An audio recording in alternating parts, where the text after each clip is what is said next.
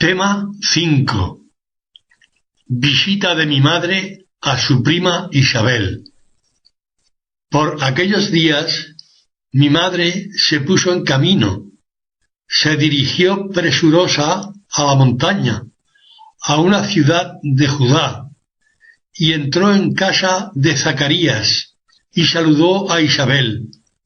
Al oír Isabel el saludo de mi madre, dio saltos de gozo el niño que en su seno llevaba, y en ese instante quedó llena del Espíritu Santo, y con fuerte voz exclamó: Bendita tú entre las mujeres, y bendito el fruto de tu vientre. ¿Y de dónde a mí esta gracia, que venga la madre de mi Señor a visitarme? Porque así que sonó tu voz en mis oídos, el niño saltó de gozo en mi seno. Dichosa tú que has creído, tendrán cumplimiento las cosas que te han sido dichas de parte del Señor. Y dijo mi madre: Engrandece mi alma al Señor, y se regocija mi espíritu en Dios mi Salvador, porque puso sus ojos en la bajeza de su esclava. Pues he aquí que desde ahora me llamarán dichosa todas las generaciones, porque hizo en mi favor grandes cosas el poderoso, y cuyo nombre es santo, y su misericordia por generaciones y generaciones para con aquellos que le temen. Hizo ostentación de poder con su brazo, desbarató a los soberbios en los proyectos de su corazón, derrocó de su trono a los potentados y enalteció a los humildes. Llenó de bienes a los hambrientos y despidió vacíos a los ricos. Tomó bajo su amparo a Israel, su siervo, para acordarse de su misericordia, como lo había anunciado nuestros padres, a favor de Abraham y a su linaje para siempre. Mi madre permaneció con Isabel como 3 meses y volvió a su casa.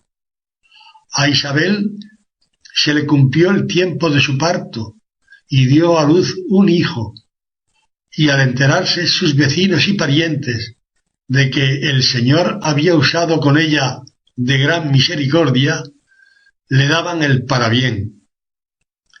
Al 8º día vinieron a circuncidar al niño y querían llamarle con el nombre de su padre, Zacarías.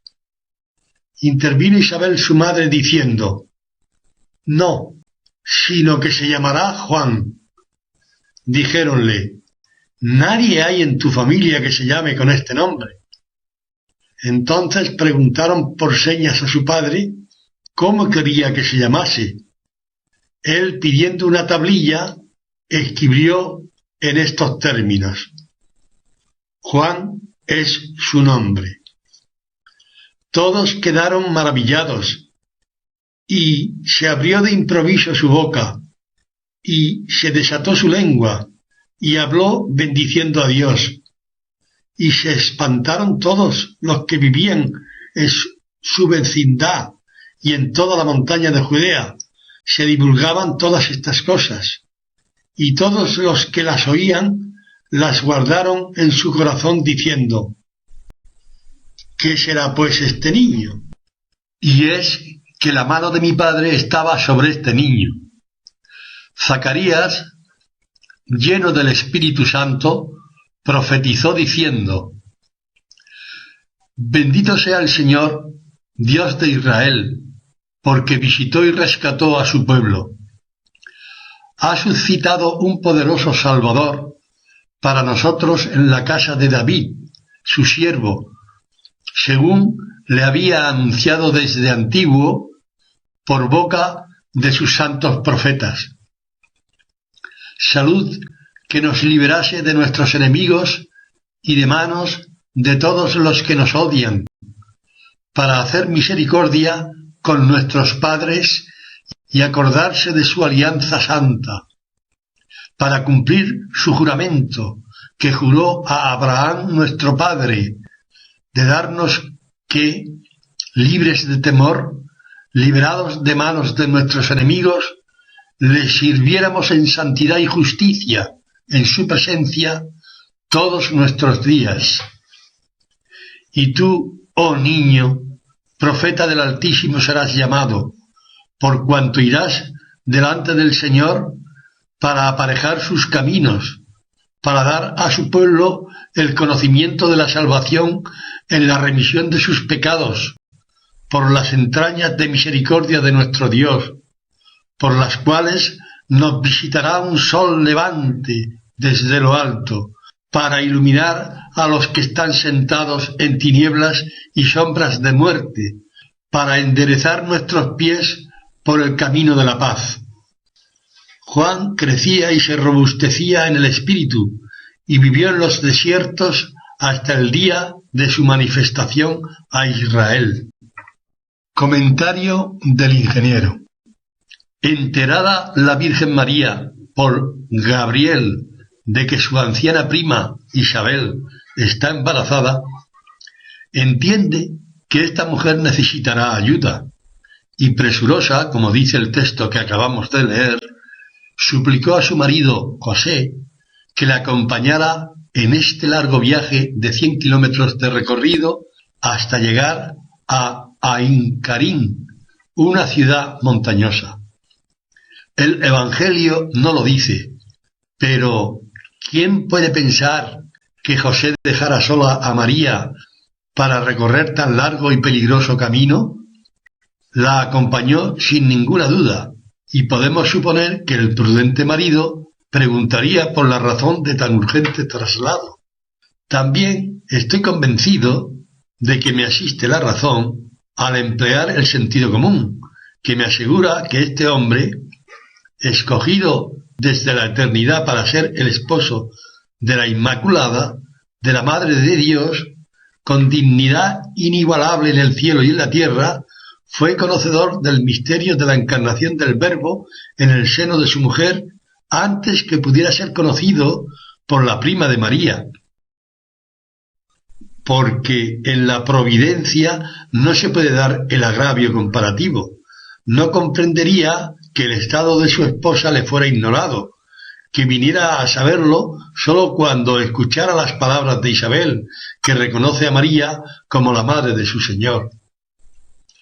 Llega este joven matrimonio a la casa de Zacarías, y cuando Isabel oye el saludo de María, a voz en grito, bendice a su joven prima que ha tenido a bien venir a ayudarle en la última etapa de su embarazo.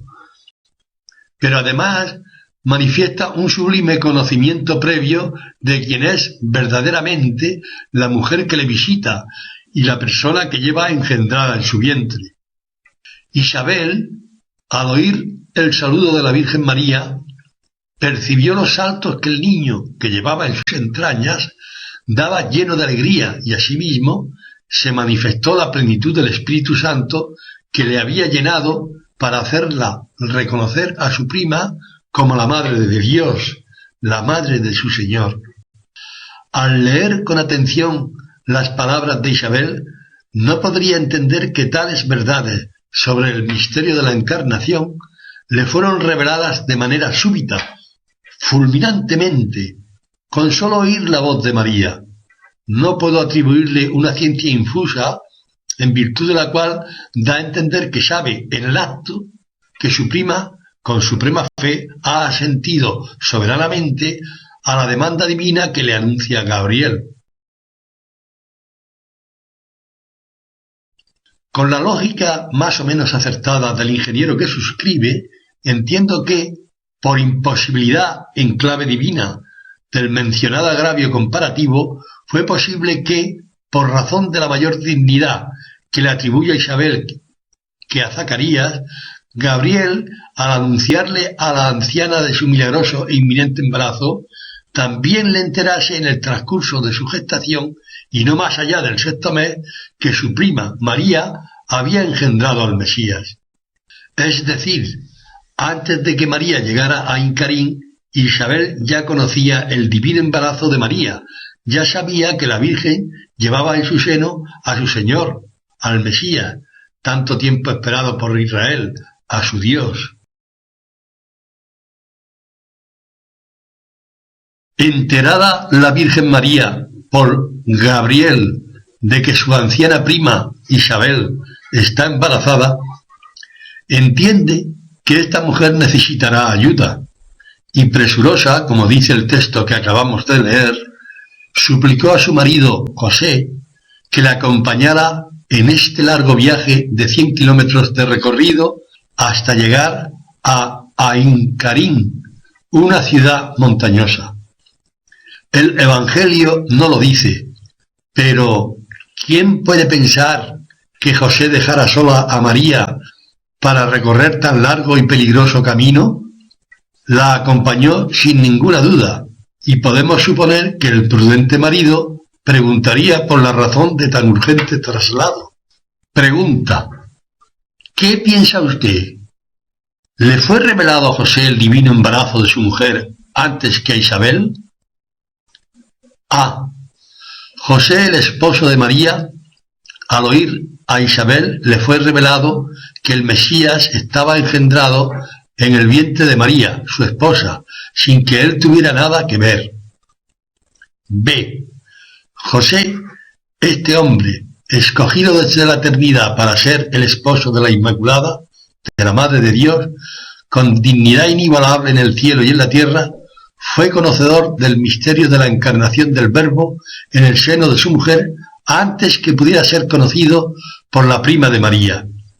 En la providencia no se puede dar el agravio comparativo, no se comprendería que el estado de su esposa le fuera ignorado, que viniera a saberlo sólo cuando escuchara las palabras de Isabel, que reconoce a María como la madre de su Señor.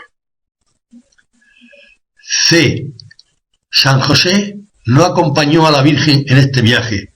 María recorrió 100 kilómetros de día y de noche hasta llegar a Ain Karim sola, sin que nadie le acompañara. Elija una respuesta.